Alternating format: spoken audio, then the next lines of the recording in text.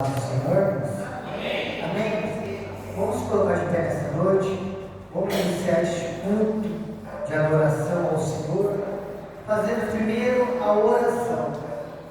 Nós possamos nesta noite abrir o nosso coração para que o Senhor venha falar conosco nessa noite. Amém, irmãos?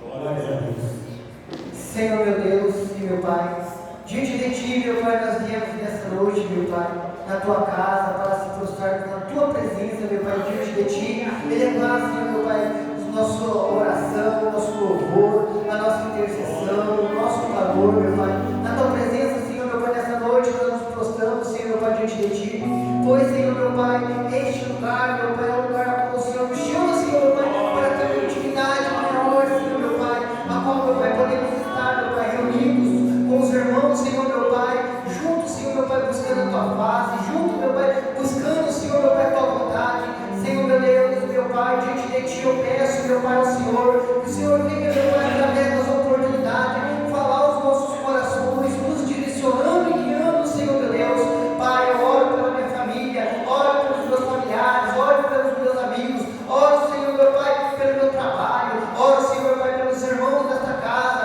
aqueles que não podem estar aqui, Senhor, meu Deus, aonde estão trabalhando, os enfermos, aqueles que estão hospitalizados, Senhor, meu Deus, eu peço a Ti, meu Pai, pela vida desse, Senhor, meu Pai, que não tem força para estar aqui na Tua casa, mas que o Senhor venha entrar, Senhor, meu Pai, no seu lar, na sua família, no seu coração, na sua mente, meu Pai, repreendendo todo mal que está nos ares, todo mal que tem se levantado contra a Tua igreja, Senhor, meu Pai, para barrar, Senhor, meu Pai, nesta noite que venha cair por terra, Senhor, meu Pai, que Tua presença, Senhor, meu Pai, venha encher este lugar, o nosso coração, meu Pai, desde agora e para sempre, que assim seja. Amém. Os irmãos podem tomar assento. Aleluia, glória a Deus. Que a santa igreja, com a santa paz do Senhor, amém? Aleluia, vamos iniciar essa noite com culto de adoração. Vamos entregar o nosso coração e adoração ao nosso Senhor, glória a Deus. Esse é o dom glorioso a qual Deus nos deu, de entregar a adoração a Ele, aleluia. Nós dependemos totalmente de Deus. Então hoje não é mais um culto, é uma oportunidade de você entregar a sua adoração. Vamos adorar em nome de Jesus, glória a Deus.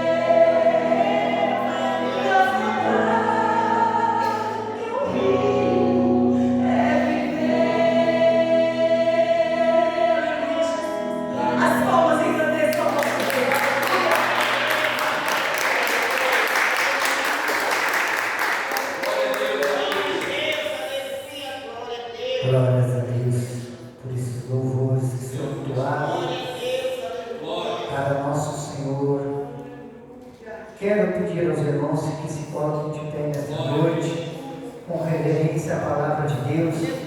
Quero ler com os irmãos o livro de Salmos. Salmos o primeiro livro de Salmos.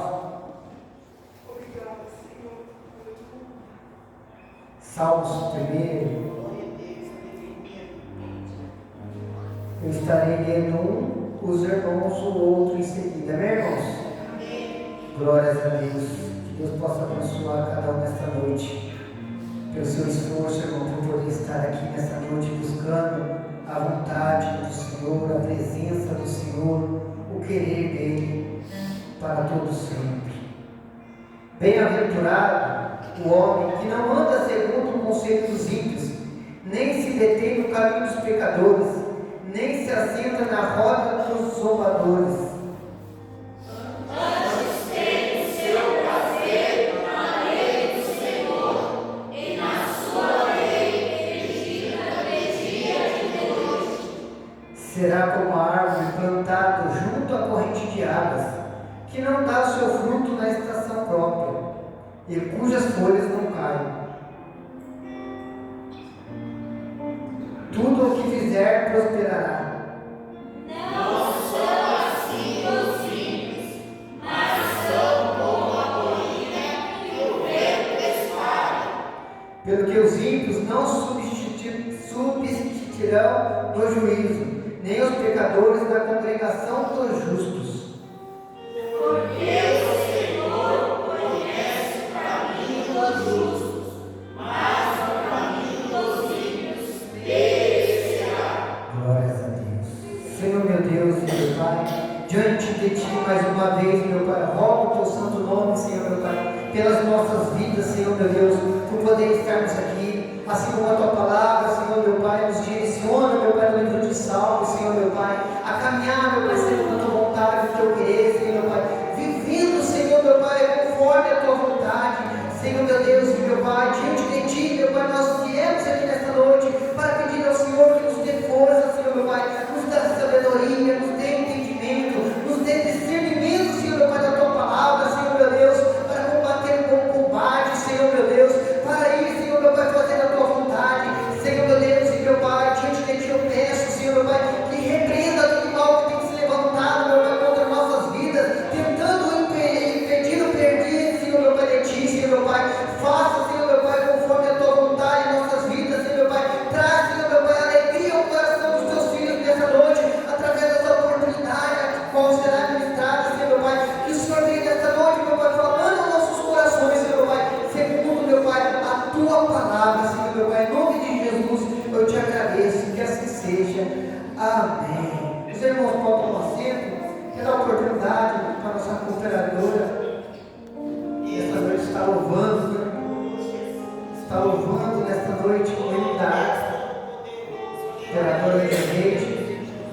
Logo após o nosso irmão Felipe se prepara também.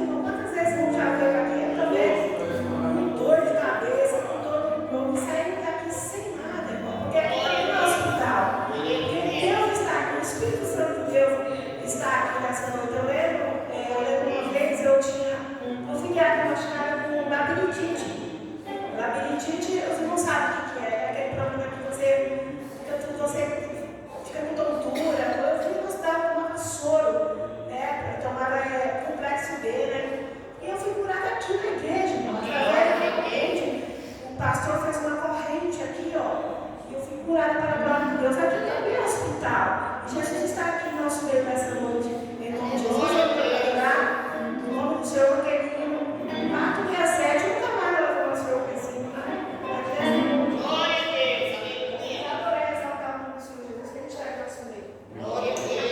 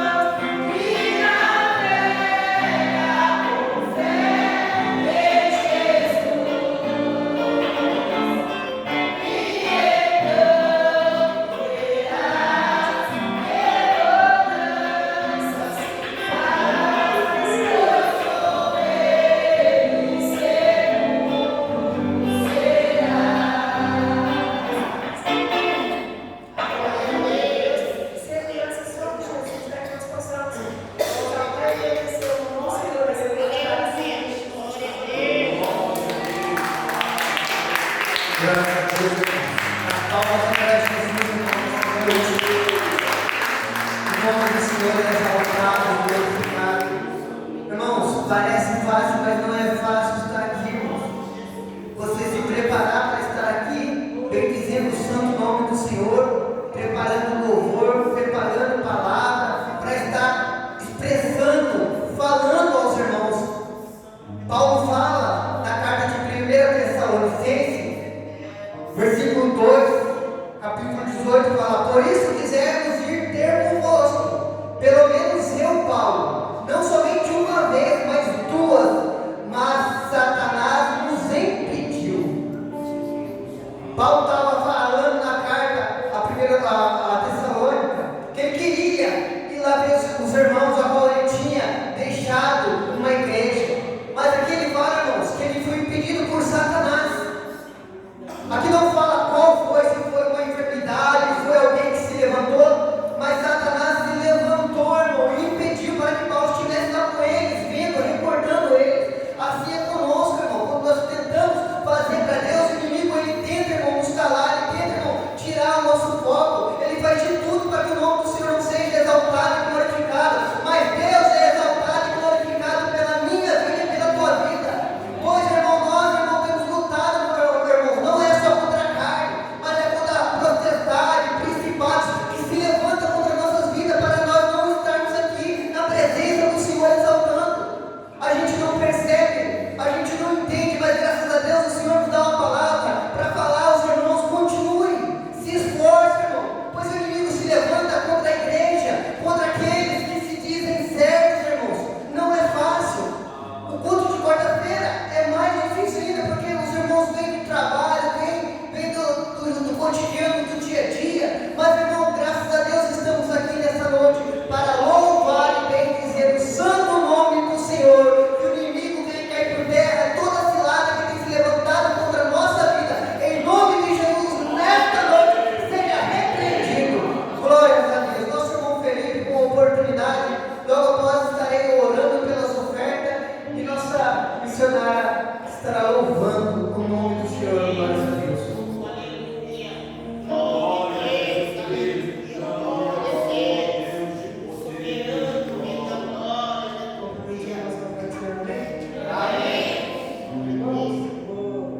A leitura de um versículo que fica lá em Romanos, capítulo 12. Deus, tu és maravilhoso. Rogo-vos, meus irmãos, pela compaixão de Deus, e que apresentei os vossos corpos em sacrifício vivo, santo e agradável, que é o vosso culto racional. E não vos conformeis com esse mundo, mas transformai-vos pela renovação do vosso entendimento, para que experimenteis qual seja a boa, agradável e perfeita vontade de Deus. Vou deixar o versículo para a meditação dos irmãos e agradeço a oportunidade.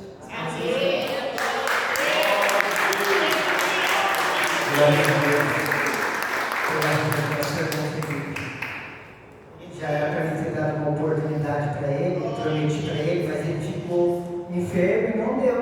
Eu falei: irmão, hoje eu sei que você está preparado, então é hoje que você vai ter uma oportunidade. E Deus usa, irmão, da simplicidade de uma palavra para você meditar na sua casa. Rogo-vos, pois, irmãos. Olha para você ver, irmãos, apresentar o culto. Olha para você ver, irmão, Deus falando através de uma criança, e às vezes nós não percebemos, parece só uma mensagem, irmãos, mas quando nós paramos para meditar o que o Senhor quer falar conosco, é assim, irmão, devemos parar para meditar o que o Senhor quer falar conosco, irmãos, pois Deus quer falar aos nossos corações. Se coloque de pé nesta noite, irmãos. Quero orar, irmãos, pelas ofertas, dízimo, que os irmãos têm contribuído nessa casa. Que Deus venha abençoar você que tem contribuído, ofertado nessa casa, irmão, para Deus. Que Deus venha te honrar cada dia mais, venha te fortalecer cada dia mais, venha te dar graça cada dia mais. E aquele que não pode, ainda não consegue, vão conseguir, irmãos, porque Deus é Deus de providência em nossas vidas. Senhor, meu Deus e meu Pai, diante de Ti, meu Pai, te agradeço, meu Pai, nesta noite pela oportunidade. A Ti, meu Pai, eu oro por todos os ofertantes, meu Pai, pelos dizimistas, por todos que contribuem na Tua casa, meu Pai, segundo o Seu coração, Senhor, meu Deus. A Ti, meu Pai, que eu peço, meu Pai, que o Senhor venha, meu Pai, dando sabedoria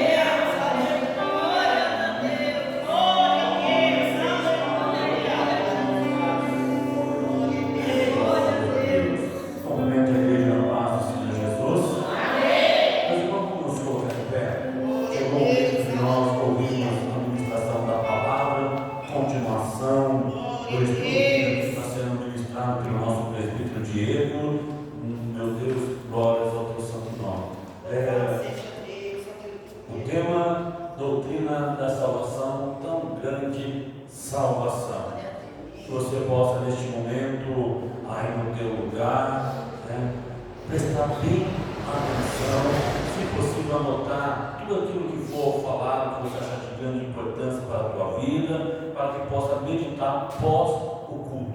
Vamos orar para o nosso presbítero? Glória a Deus. Amado Deus eterno Pai, te louvo, Senhor meu Deus Pai, pela oportunidade que a tua igreja tem de estar dentro da tua casa para ouvir, Senhor, a tua palavra. Oro pela vida dos teus servos, Senhor, que tem se dedicado, meu Senhor, em estudar a tua palavra para compartilhá-la com a igreja.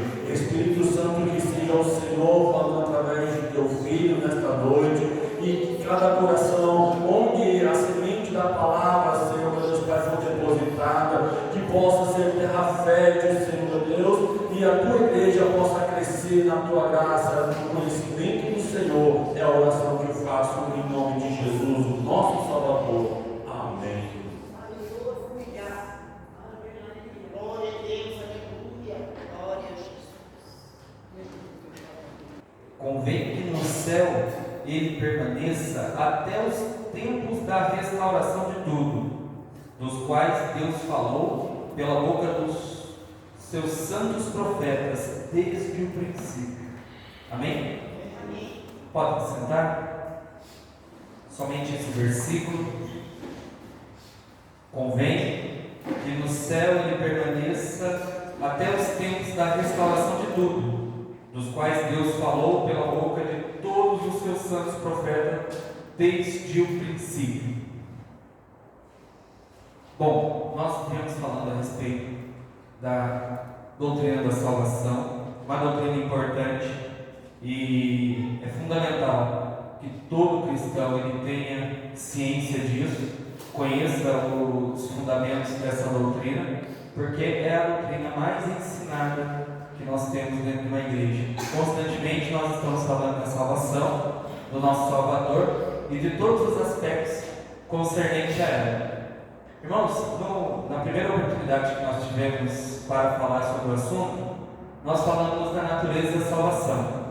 Eu disse outras vezes também, que a salvação ela inicia-se em Deus. A possibilidade da salvação ela está diretamente ligada à natureza de Deus, ao fato de Deus ser bom, sendo Deus bom, misericordioso, Ele compartilha desse seu amor, compartilha dessa sua misericórdia, e isso para nós se resulta em aceitação, em a salvação. Ele restabelece a nossa condição mediante os termos que Ele impõe para a aceitação do homem, arrependimento e fé na pessoa do Filho ao qual Ele enviou. Falamos então sobre isso, que a salvação ela não é uma realidade possível porque nós precisávamos de um Salvador porque estávamos caindo. Não, a salvação não foi motivada pela nossa situação. A motivação da salvação está em Deus, no fato de que Deus é amor e por nos amar, Ele assim quis reagir em relação à nossa situação, ou melhor, agir. Nós falamos que Deus fez isso, a forma como Deus resgatou a humanidade foi por meio de uma substituição.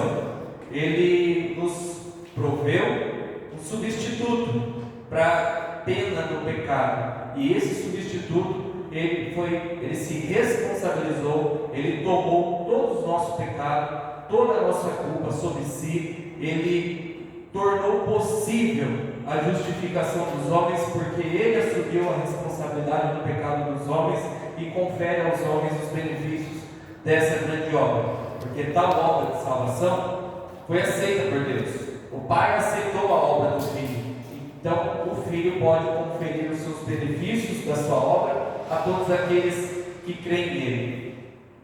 Falei da salvação nesse sentido da doutrina, ou da teoria da substituição penal, substituição da pena, por 4 palavras importantes, que era a propiciação, que é feita no templo, a redenção, que é feita no mercado, a justificação, que é feita no tribunal, e falamos também na reconciliação, que é feita dentro da família. Na semana passada, nós falamos a respeito já de outro aspecto da salvação. A salvação agora ela é apresentada como uma forma lógica de Deus operar no homem. Nós vimos os passos da salvação, que ela começa por meio de uma eleição. Deus elege para a salvação e predestina, com base na sua presciência.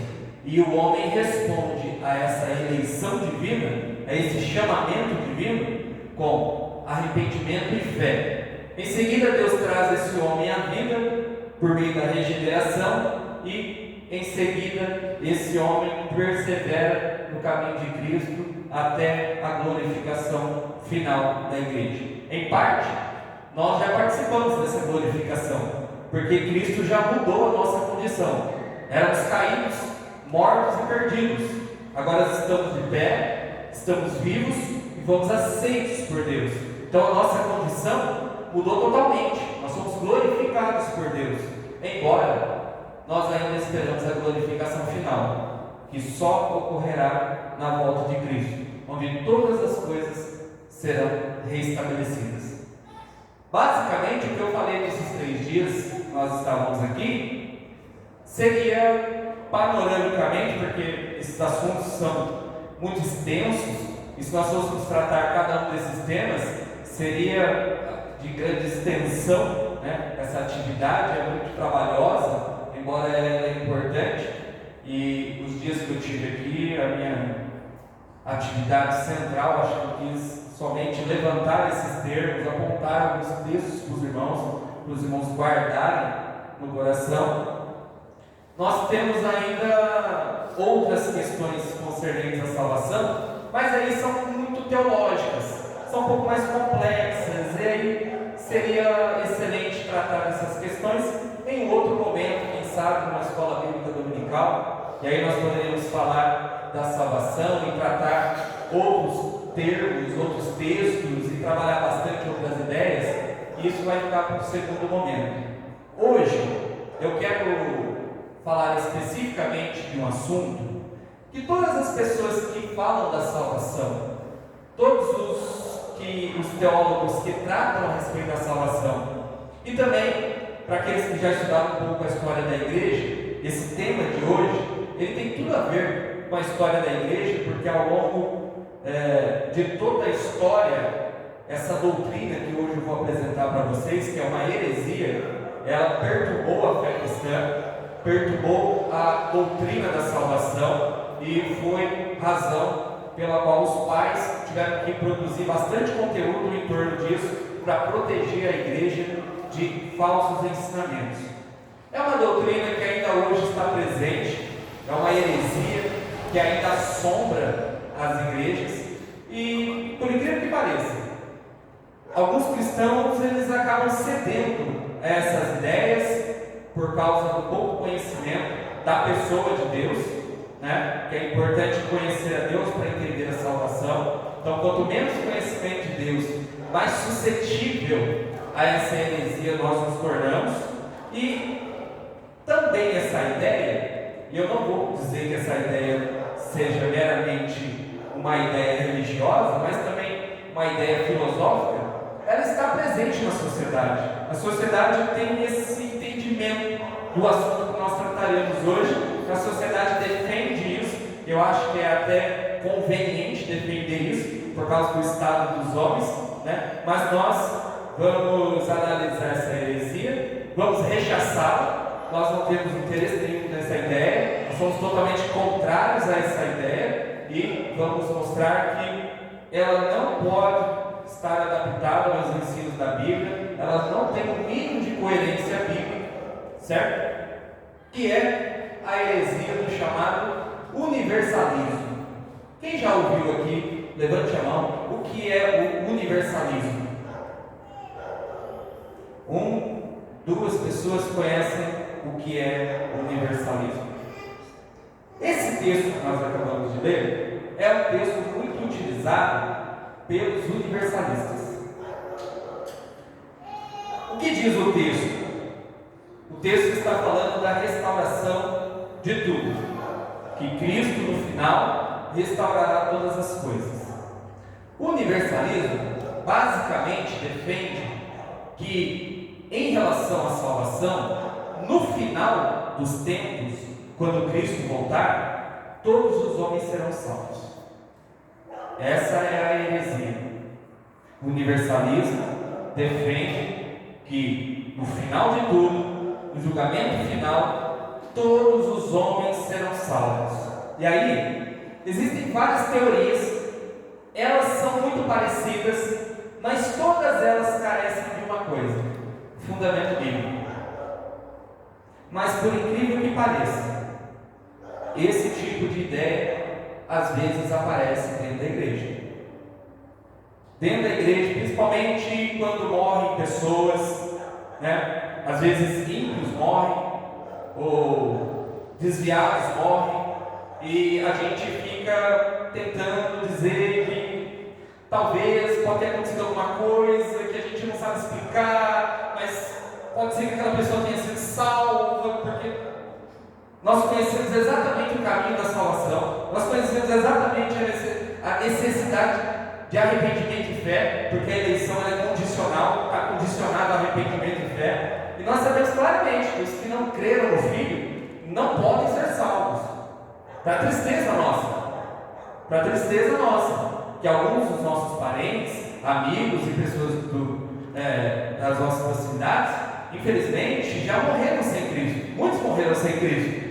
Mas nós não podemos deixar levar pelo nosso sentimento de tristeza, nós não podemos deixar levar, mesmo que seja uma questão muito difícil, a pensar que existe a salvação fora do Filho.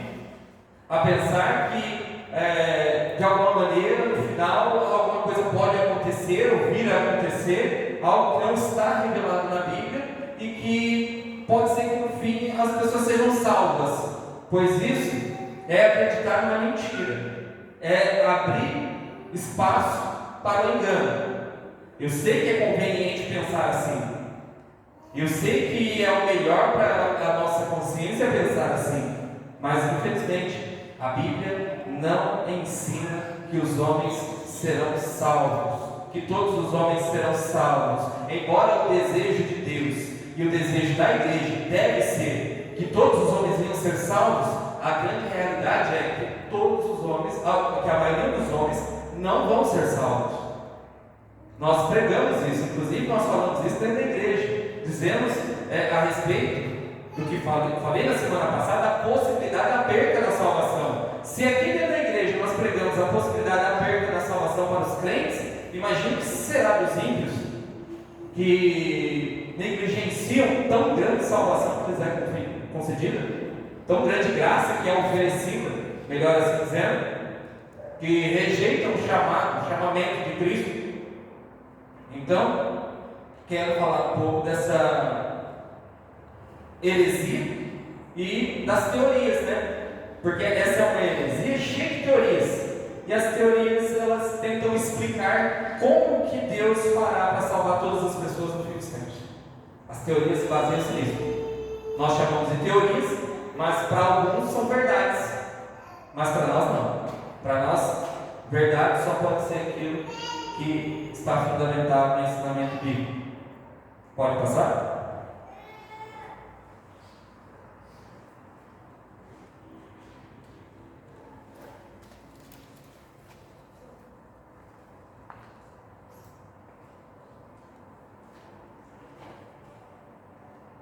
Tendo Deus entregue seu Filho para morrer por todos os homens, logo isso resulta fatalmente na salvação de todos?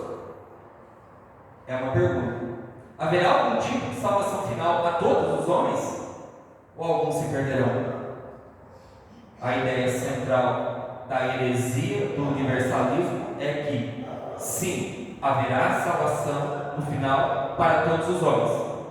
E aí nós poderíamos pensar também que, se todos os homens podem ser salvos, então todas as religiões promovem salvação. A ideia do universalismo o que, independente do que fizermos, no final, o resultado será o mesmo para todos os homens.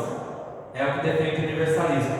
Inclusive, universalismo tal que se constrói suas teorias em alguns versículos bíblicos. O que é impossível. É impossível. É construir um castelo de areia. Facilmente cai. Então, a grande questão é que só porque Cristo morreu por todos os homens, logo todos os homens foram perdoados? A resposta, evidentemente, é não. Não. A morte de Cristo não resulta fatalmente na salvação de todos. Não, pelo contrário. Cristo morreu e impõe condições para imputar os benefícios de sua morte. Pode passar. De tempos em tempos, uma doutrina perturbadora renasce nas discussões sobre salvação. Ela é chamada de universalismo. A ideia central é que no final, todos os homens serão salvos por Deus, independente de qualquer coisa, Deus os salvará. A ideia central que eu já apresentei do universalismo. Pode passar? Logo, a forma que ele fará isso, que Deus fará isso, é variável. Entretanto, essa doutrina, ela desconsidera vários aspectos doutrinários, como a morte expiatória, o fato de que Cristo morreu por causa dos nossos pecados, o fato de que Deus encarnou e veio a este mundo na pessoa do Filho, por causa da necessidade da morte expiatória pelos pecados. Se você disser que todos vão ser salvos no fim, logo, qual é a razão então do Filho ter entregue a sua vida? Se até mesmo os pecadores que não confessarão o seu nome podem ser salvos.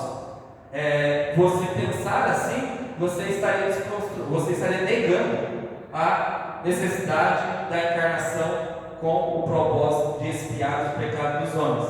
Também, os que defendem isso, desprezam a ideia do inferno literal. A maioria das pessoas, e eu percebo que há um grande movimento dentro do cristianismo, e também dentro dos pentecostais, que negam a literalidade do inferno. Negam que o inferno é tanto um estado quanto um lugar. Nós não defendemos que o inferno é só um estado de separação de Deus, muito pelo contrário, nós defendemos também que é um lugar, bem como o céu. O céu, nós defendemos que é tanto um lugar quanto um estado. E da mesma forma, o inferno, defendemos que não é um inferno subjetivo, não é um estado momentâneo, nós defendemos um inferno literal e eterno. O inferno é literal, real e eterno. Não é um momento nem um tempo de purificação. Muito pelo contrário, é um estado eterno, é um lugar eterno. E isso é desprezado quando nós falamos que no final todos os homens, independente de qualquer coisa, os seus pecados vão ser salvos. Logo, o inferno é desconstruído. Não é que nós queremos o inferno, não é que nós desejamos o inferno, mas o inferno é o inferno de Deus. Assim como Deus criou o céu, Deus criou o inferno. O inferno é criação de Deus. O inferno não é criação do diabo. O inferno não é a casa do demônio. O inferno é obra das mãos de Deus, pertence a Deus. É o lugar onde Deus manifesta sua justiça punitiva.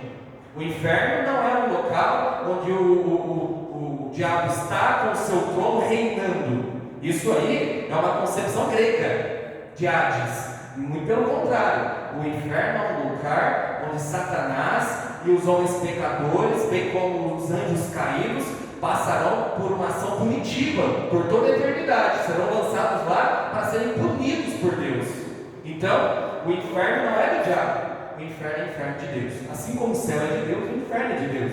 E negar essa realidade, dizer que os homens vão ser salvos, independente de qualquer coisa, é negar o inferno de Deus. Também negaria-se ao arrependimento e fé, que são fundamentos importantes, porque a eleição é condicional, e aqui estão as condições para que o eleito seja aceito diante de Deus: arrependimento e fé, que responda positivamente e negativamente. Negativamente, abandonando seus pecados, e positivamente, olhando para o Salvador, que é Cristo.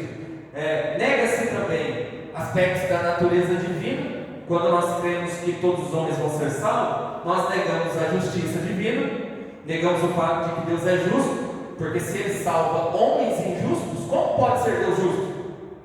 Então, não pode se pensar nisso. Se Deus salva homens pecadores, como pode ser Ele santo? Então não se pode pensar nessas coisas. Além disso, também se nega os efeitos do pecado, se nega a realidade do pecado, se nega totalmente todo o conceito de pecado, porque isso não tem valor algum se os homens vão ser salvos. E também se nega a ideia de um castigo dos ímpios. E a Bíblia fala abundantemente sobre o castigo dos ímpios, dos homens ímpios, dos crentes ímpios, e daí por diante. Então, vamos ver algumas das ideias que acho que algumas delas vocês já vai ter ouvido, né, por aí, mas é importante, porque essas ideias que eu vou passar, pode passar, são teorias que surgiram ao longo da história, e algumas delas nasceram dentro da igreja, e outras defendidas por pais da igreja. Os pais da igreja fizeram muito pela igreja, construíram muito pela igreja, mas também erraram. Erraram em várias doutrinas, inclusive essa. Bom, eu vou apresentar essas teorias para vocês, irmãos, e vocês aprendam, embora eu sei que não dá para guardar tudo, mas a ideia central que aqui nós estamos trabalhando é verificar uma heresia, não é um ensino da igreja, não é ortodoxo, é uma heresia, e que não pode ser aceito sob nenhuma hipótese, e que nós precisamos ter o cuidado de não deixar nossos sentimentos nos levar a pensar que pode haver uma possibilidade, ou pode acontecer alguma coisa diferente daquilo que a Bíblia ensina sobre salvação. É lamentável, mas é real. Alguns se perderão, embora não seja isso que queremos. Queremos salvação para o máximo de pessoas possível, mas isso não depende de nós, depende de que os homens respondam ao chamado divino. Então a primeira teoria é chamada teoria da expiação universal. A teoria da expiação universal defende que Cristo morreu por todos os homens, logo todos os homens estão perdoados. Essa teoria despreza o fato de que perdão só pode ser concedido aos eleitos mediante arrependimento e fé. Foi a primeira ideia que eu apresentei. O fato de Jesus ter morrido automaticamente gerou perdão a todos os homens? Não. Muito pelo contrário. A oferta da salvação, ela é condicional. É muito importante você gravar essa ideia. Há um segmento reformado que entende que a salvação é incondicional. Deus não impõe nenhuma condição para o homem para que ele seja salvo, porque Deus determina a salvação dele. Nós não defendemos isso. Nós defendemos que Deus elege, Deus escolhe para a salvação com base nessas duas condições, esses dois elementos, que são arrependimento e fé. Então, o fato de Deus ter enviado seu Filho, que morreu por todos os homens, automaticamente torna todos os homens salvos? Automaticamente imputa perdão a todos os homens? Não, de forma alguma. Há a necessidade de responder à salvação com arrependimento e fé. É necessário arrependimento e fé. Então, essa teoria ela é defendida, essa teoria tem sido difundida por aí, por alguns pastores. A maioria dos pastores que pregam esse tipo de doutrina, que são do meio pentecostais, eles são americanos. Então, você não encontra muito disso no meio pentecostal aqui no Brasil. Mas há alguns pastores aqui no Brasil que também são acusados de defender esse tipo de ensino, que evidentemente é uma heresia, é um falso ensino, é diabólico e perverte a santidade da doutrina bíblica. Pode passar. Teoria da conversão universal. Essa teoria afirma que no futuro as pessoas serão evangelizadas de tal forma que todos os homens se arrependerão e crerão em Jesus. O problema dessa doutrina é que factualmente muitos já morreram e não creram no Evangelho. Entretanto, a resposta do homem ao chamado da salvação não necessariamente está ligada a uma boa pregação, mas sim a uma pregação correta. Qual que é essa ideia? É que no final dos tempos, a mensagem vai ser aperfeiçoada, a pregação vai ser aperfeiçoada e todos os homens vão ser evangelizados de tal forma que vão começar a crer em Cristo, que vão começar a ceder ao Evangelho, que vão parar de resistir à mensagem da salvação. E a questão central é: você está vendo isso em algum lugar? Muito pelo contrário. O que nós vemos é a repulsa dos homens em relação à pregação do Evangelho. A recusa dos homens. O Evangelho é poderoso para salvar, mas salvar condicionalmente, com condições. E é exatamente essas condições que impedem os homens de chegar a Deus. As condições do arrependimento. Então, é uma teoria que é difundida, é muito apresentada, mas isso é impossível. Não é impossível que o Evangelho salve pessoas, mas que haja uma intensificação, que há um cenário diferente desse cenário que estamos vendo, na realidade, e que os homens comecem a crer no Evangelho. Não há o que melhorar na mensagem do Evangelho. É preciso falar do Evangelho, é preciso falar de Cristo, mas a salvação ela é apresentada e apenas o homem pode chegar a Cristo se arrependimento, com arrependimento e fé. Pode passar. Teoria da oportunidade universal explícita. Embora não se guarde todos esses nomes, as ideias são importantes. O que ensina? Esta teoria ensina que todos os homens terão a oportunidade de ouvir o Evangelho. Se não nessa vida, no porvir. Haverá uma segunda chance, depois da morte. Todos os homens serão capacitados a ouvir. O próprio Jesus pregará o Evangelho e provavelmente os mortos crerão. Essa teoria também é difícil de adaptar aos ensinos da Bíblia. A ideia é o seguinte: que haverá uma oportunidade de todos ouvirem explicitamente sobre a pessoa de Cristo. Até aquelas pessoas que nunca ouviram falar de Jesus, elas vão ouvir falar de Jesus na era por vir. Mesmo depois da morte, eles terão uma oportunidade de ouvir a pregação do Evangelho. E eles podem vir a crer, porque o próprio Jesus vai pregar para eles. Essa é uma heresia. Nós vimos claramente nas palavras de Jesus na parábola do rico e Lázaro. O que o rico quer? E o que Jesus diz? O que Abraão diz? Não dá. É impossível. O rico quer mudar de lugar. O rico quer receber refrigério. O rico quer sair daquela situação de perdição, de tormento que ele se encontrava. Mas Abraão diz a ele: há uma barreira entre nós, de modo que não dá para passar nem de um lado para o outro. É irreversível. E ele pede para voltar para poder anunciar. Ou que até mesmo aqueles que estavam salvos, Lázaro, volte para anunciar aos seus irmãos, a sua casa, para que eles também não tenham o mesmo destino. Mas claramente, o que Jesus apresenta é a impossibilidade. É impossível. Não há segunda chance. Há só uma chance. Não haverá uma possibilidade pós-morte. Não haverá um refrigério depois da morte. O que resta depois da morte a todos os homens é o juízo. O que resta ao homem que se perde, o que perde a oportunidade de salvação, é juízo. Então, há só uma chance para Cristo. Essa que aqui nós recebemos de Deus. E essa que aqui nós aceitamos. Há só uma chance. Não há possibilidade de redenção, não há possibilidade de resgate, não há possibilidade nenhuma de mudança do status de condenado ou absolvido depois da morte. Isso é decidido em vida.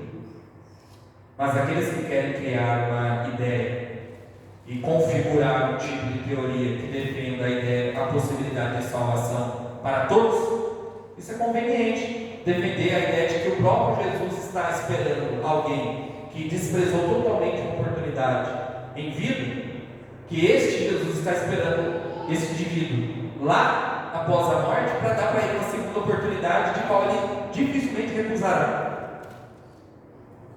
Esse ensino não encontra coerência nenhuma nos ensinos bíblicos. É óbvio que alguém que está perdido no inferno, qualquer coisa ele aceitará.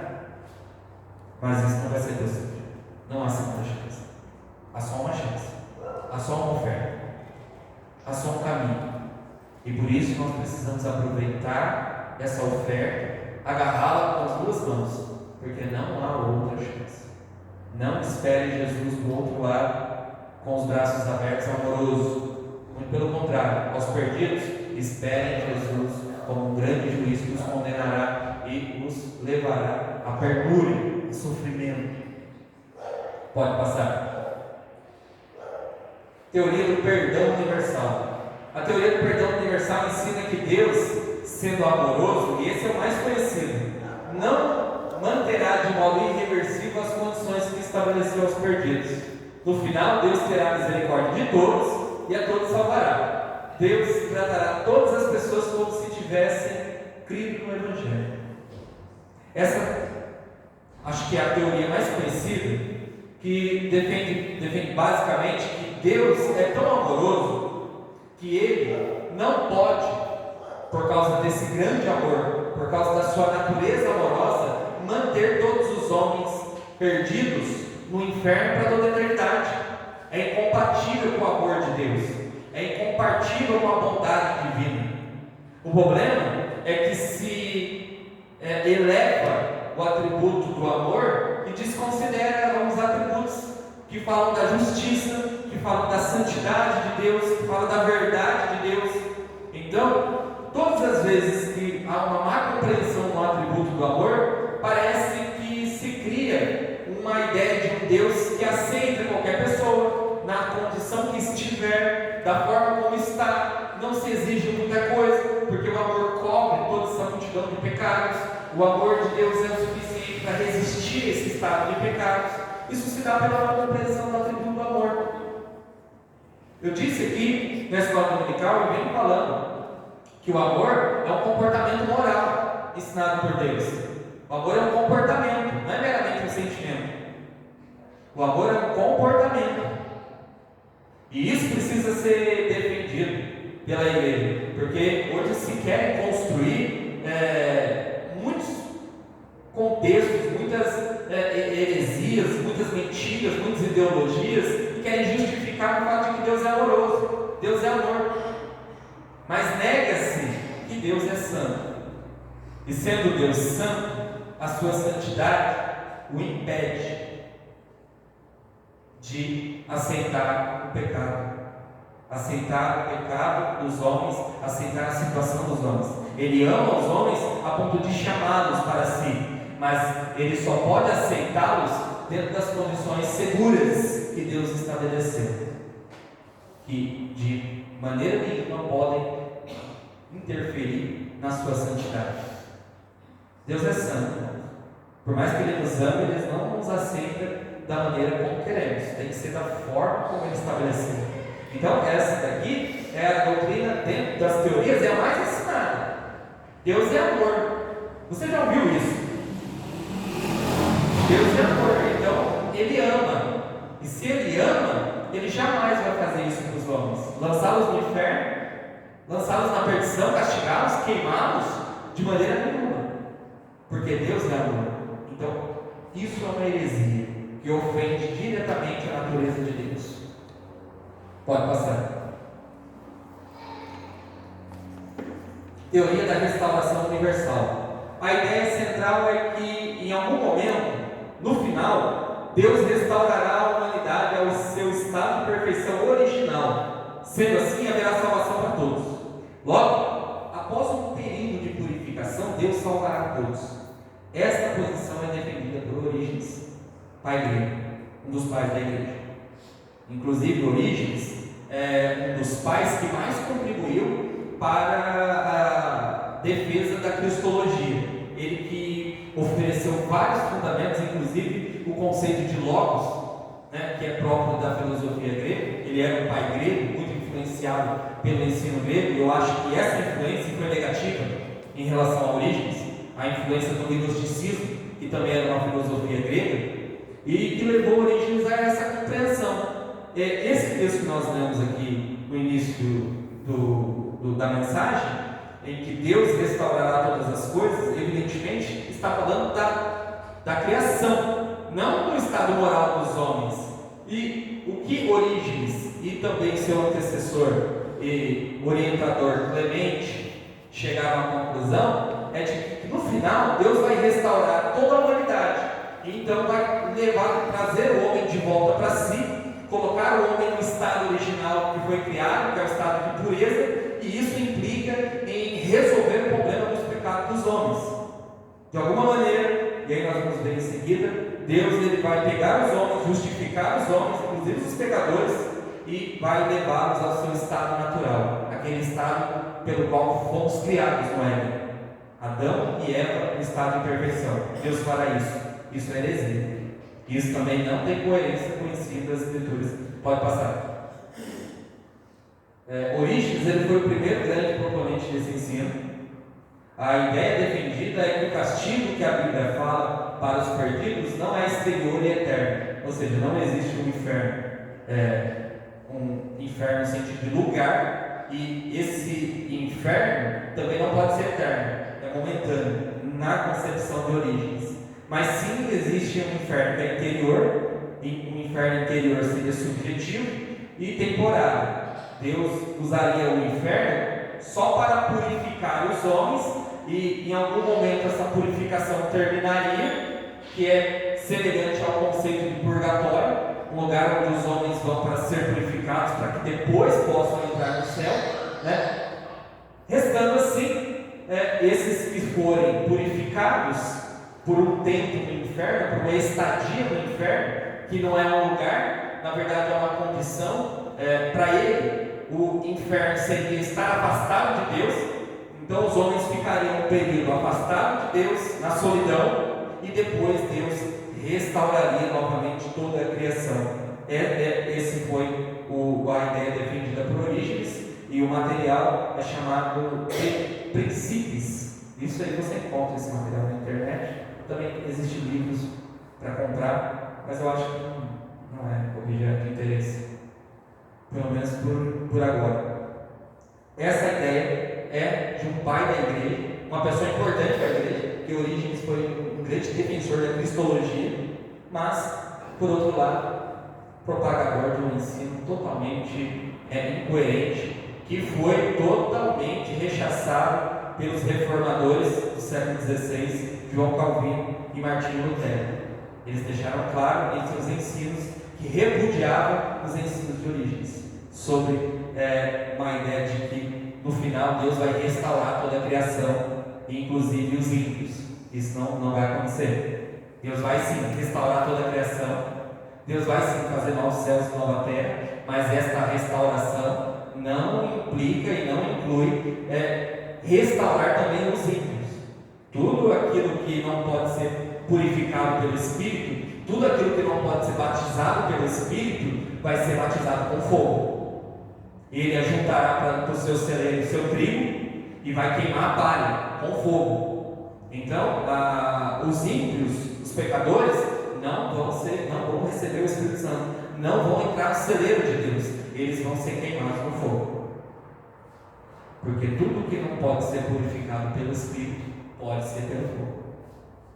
Todo pecado que não pode ser purificado pelo Espírito, pode ter certeza, pode ser purificado pelo fogo. Só que este fogo nunca apaga. Esse fogo queimará para sempre.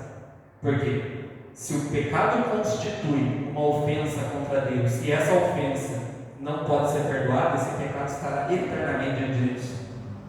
Então, eternamente é imputado juízo sobre ele.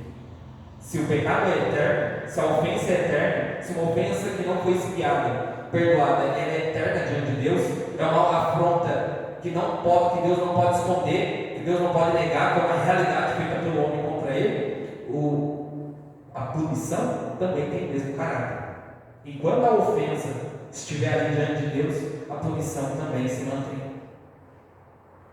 Pode passar. Essa aqui é a última. A teoria da oportunidade universal. Essa daqui eu tenho um pouco de uma tendência, uma fraqueza em relação a ela. Até certo ponto. Porque eu cheguei a esse entendimento muito cedo na minha fé e sempre defendi, pelo menos em parte, o que aqui eu elenquei. Mas eu sempre defendi no ponto de vista teológico, não bíblico, porque eu sei que biblicamente eu não vou conseguir provar com toda a clareza que é necessária, mas teologicamente eu posso pensar nisso. Tem uma diferença, né? A teologia bíblica e teologia, né, do ponto de vista teológico, é duas coisas diferentes. Duas coisas diferentes. Quando nós falamos teologia bíblica, nós estamos falando daquela teologia que emana da Bíblia, do ensino claro que a Bíblia apresenta sobre o assunto. E quando nós falamos teologia, nós estamos pensando em argumentação, em hipóteses, em teorias. Então, isso aqui que aqui eu vou apresentar para os irmãos, eu, em parte, acredito que possa ter alguma ideia, uma fundamentação bíblica, bem superficial, mas tem. Mas eu acredito mais no campo teológico, da argumentação, da hipótese, da teoria, que é a ideia da oportunidade universal. O que seria? Nós falamos da oportunidade explícita. A explícita é aquela que todos vão conhecer Jesus, e até aqueles que morrerem depois vão conhecer Jesus, Jesus vai pegar para eles. Isso é claramente uma heresia, mas essa daqui eu tenho muitas dúvidas. É o seguinte: teoria da oportunidade universal. Essa teoria defende que Deus deu uma oportunidade a todos os homens. Preste bem atenção. Inclusive aqueles que jamais ouviram falar de Cristo. Estes que jamais ouviram sequer o nome de Jesus, ou Yahvé, no Antigo Testamento, os que não ouviram falar de Jesus podem ouvir falar de Yahvé, o Deus dos judeus, né? Esses são atraídos pela revelação geral, ensinada em Salmo 19 e Romanos 1 e 2. Os que podem ser salvos são como os atenienses que adoravam ao Deus desconhecido. Qual que é a ideia aqui? A ideia defendida é que Deus deu uma oportunidade a todos os homens para a salvação. É teológico, porque se nós falarmos que a oportunidade de salvação corresponde a que todos os homens conheçam a Cristo, nós então chegamos à conclusão de que os homens que nunca ouviram falar de Jesus não receberam tal oportunidade. Mas será que Deus não usou de misericórdia para com todos os homens e de alguma maneira deu um testemunho dele, um testemunho indireto? E já falei aqui na escola dominical que é a revelação indireta. A revelação indireta é aquele testemunho que Deus dá por meio da criação, né? Os céus revelam a glória de Deus e o firmamento as obras de suas mãos, como está em Salmo 19. Os céus manifestam a glória de Deus. Veja, será que Deus não deu algum tipo de testemunho indireto, uma noção indireta de sua pessoa, do conhecimento de sua pessoa? O problema é que, quando nós falamos isso, nós temos que lidar com a idolatria, porque existe essa possibilidade, também existiria dentro da idolatria, dentro dos homens que adoram outros deuses, e não necessariamente esse Deus.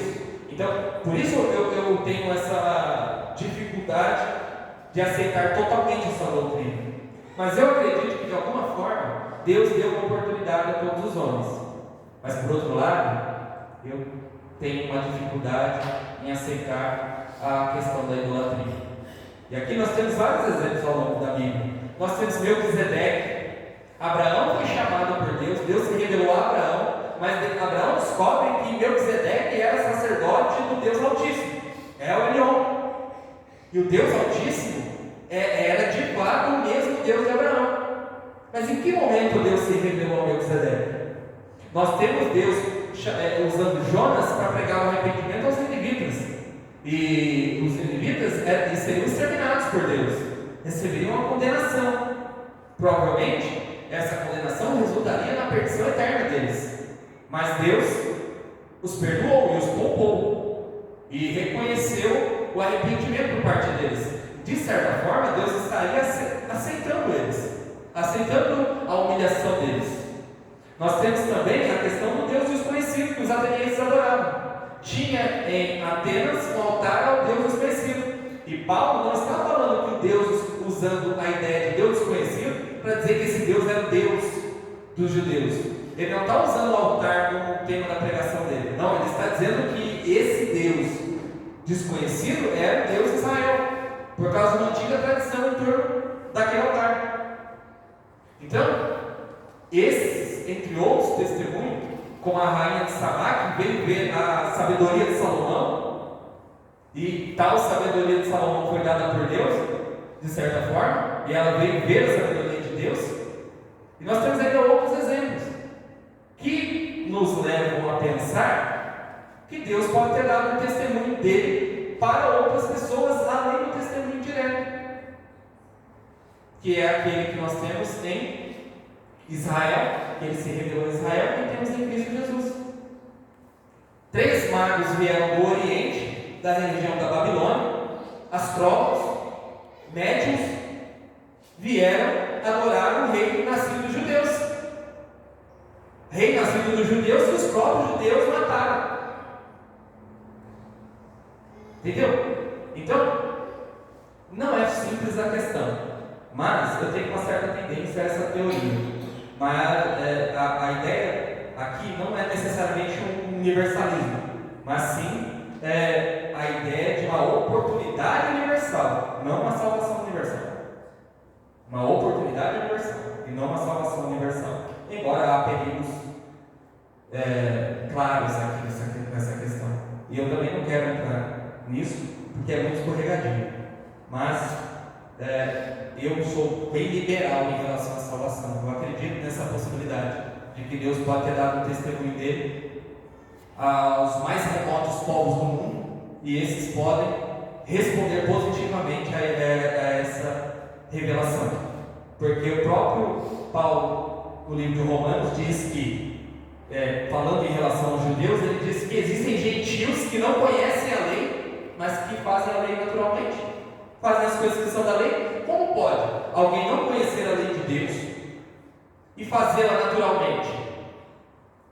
Então há evidentemente algum tipo de revelação divina, e parece-me que pela consciência os homens a seguem.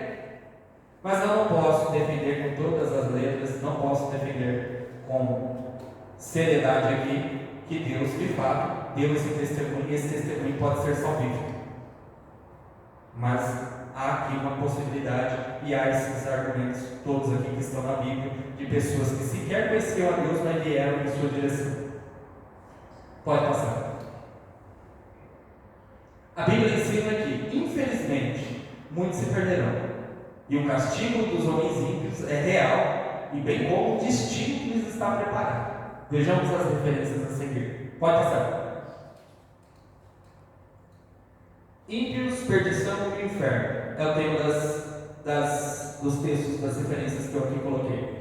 Os que fizerem o bem sairão para a ressurreição da vida, e os que praticaram o mal para a ressurreição da condenação. Claramente o texto nos diz que haverá destinos distintos para os que se perderam e para os que são salvos. Então não dá para defender que no final todos terão o mesmo destino. Evidentemente que não. Isso está em João capítulo 5, versículo 29. Em Mateus 25, 46 diz assim, referindo-se a 2 grupos que ali Jesus estava citando naquela mensagem. Ele diz: estes irão para o castigo eterno, mas os justos para a vida eterna. E aí claramente o texto mostra o abismo de 2 coisas totalmente distintas: vida eterna e castigo eterno. E entenda o adjetivo eterno, mostra o estado eterno dos justos. Esses vão para a vida eterna, a vida com Deus, a vida na qualidade de Deus, e a vida na perdição, castigo eterno. Aqui mostra que esse castigo é de fato eterno, não um castigo temporal. Os filhos do reino serão lançados fora, nas trevas, onde haverá pranto e ranger de dentes. Mateus capítulo 8, versículo 12. Os filhos de Deus aqui, entenda, Jesus está sendo irônico, os que se dizem filhos de Deus, ou propriamente os judeus, serão lançados para fora, serão lançados na perdição. Os judeus que não creram no Filho, mas os gentios que aceitaram a mensagem do Evangelho serão participantes da mesa de Deus. Então, claramente, nós estamos vendo aqui, pessoas serão lançadas fora, nas trevas, na escuridão, onde haverá pranto e ranger de dentes. Obviamente, o estado final dos homens não é salvação. Não vai ser um estado de benéficos, né? Muito pelo contrário, haverá um local, um estado de pranto e ranger de dentes. Pode passar. E serão lançados na fornalha de fogo, novamente, onde haverá pranto e ranger de dentes. Mateus capítulo 3, versículo 42. Então dirá aos que tiverem à sua esquerda: apartai-vos de mim, malditos, para o fogo eterno, preparado para o diabo e seus anjos. Como? Como a possibilidade de uma salvação para todos os homens diante de um texto claro desse? Que alguns, ele vai dizer aos que estiverem à sua esquerda: malditos. Como esses podem em algum momento ver a salvação sendo chamados de malditos, dizendo que serão lançados no fogo eterno, queimar eternamente, em um lugar que também está preparado para o diabo e seus anjos, que é o inferno, o lugar onde Deus manifesta a sua justiça. O inferno é de Deus. O inferno é o lugar da justiça de Deus, a justiça punitiva de Deus é levada a cabo. O inferno está aí para nos mostrar que tudo o que está acontecendo não ficará impune. Deus não salvará a todos os homens. Alguns serão condenados, porque rejeitaram a graça que é oferecida na revelação do Filho de Deus. Não temas os que matam o corpo, mas não podem matar a alma. Temei antes aquele que pode destruir no inferno tanto a alma como o corpo. Veja, alma e corpo, é importante esse texto, porque nós iremos ao inferno em corpo e em alma. Em corpo e em alma. Serão destruídos no inferno em corpo e em alma. A ideia de corpo implica também na ideia do espaço físico. Então o inferno também é um lugar e não só um estado. Mateus capítulo 10, versículo 28. Pode passar.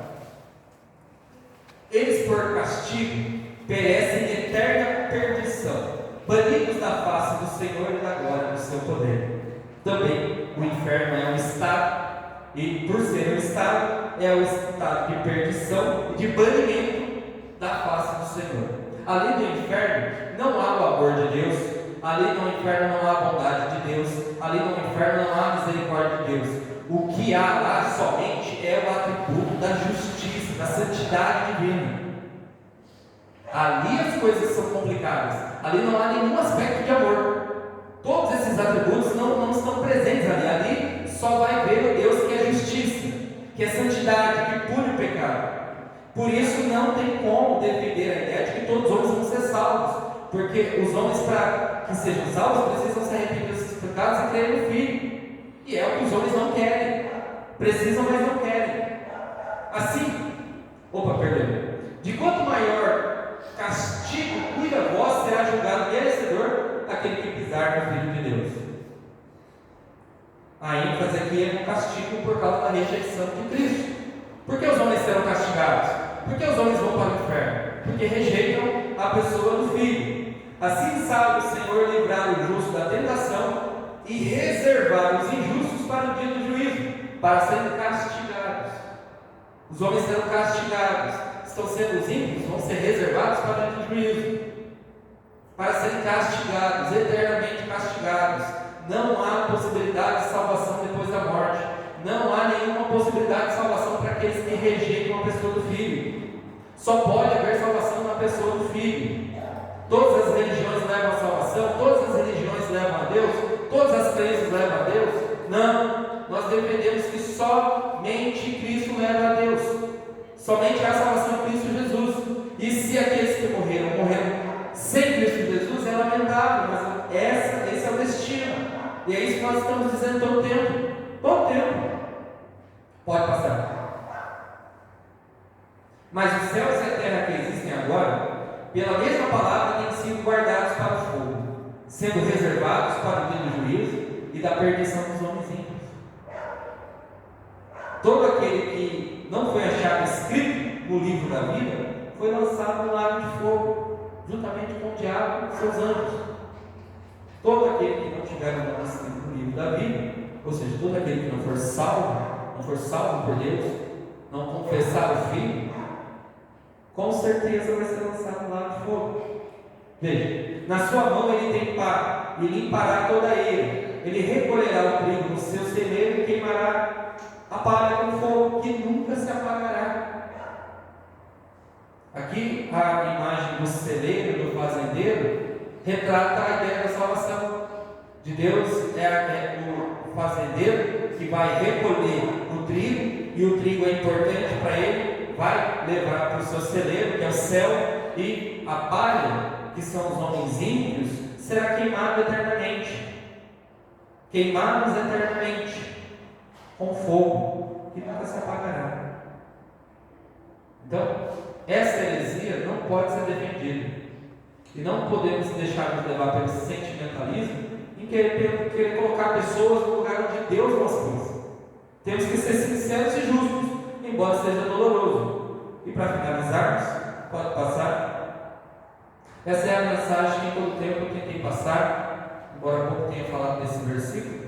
Para mim a ideia central é essa, que nós não podemos negligenciar a coisa mais importante que Deus nos concedeu. Todos nós que estamos aqui, a coisa mais importante que recebemos de Deus é a nossa salvação. Nós somos aceitos, nós não éramos aceitos. Nós somos da família, nós não éramos da família. Nós recebemos tamanha oportunidade. E essa é a mensagem central da salvação. Esses que receberam a salvação, nós que recebemos a salvação, não podemos ser descuidados em relação a ela. Cuide da sua salvação.